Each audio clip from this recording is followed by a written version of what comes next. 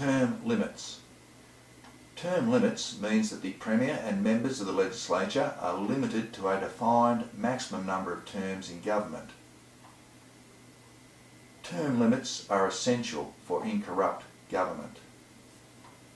The Premier and members are exposed to a continual procession of people seeking favour from them or from the government.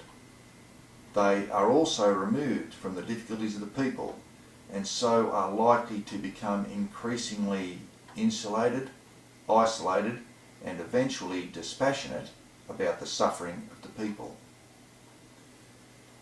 The continual exposure to people seeking favour and their increasing isolation and insulation from the people ensures that the Premier and each member will become increasingly incapable of governing for the benefit of the people.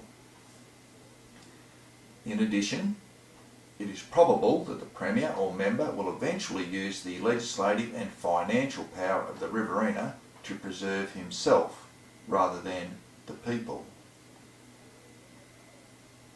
In addition, it is probable that the Premier or member will eventually use the legislative and financial power of the Riverina to ensure he remains the Premier or member in fact permanently, preventing other more capable Premiers or members from emerging. In addition, a permanent Premier or member causes complacency or despair among the people, both of which are currently or eventually detrimental to the people's happiness.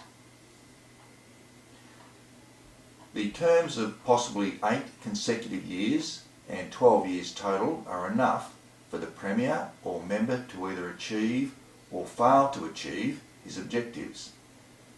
After succeeding or failing, his reason for being Premier and member is diminished, and it is beneficial to the people for the Premier or member to stand aside and ensure a more capable Premier or member emerges.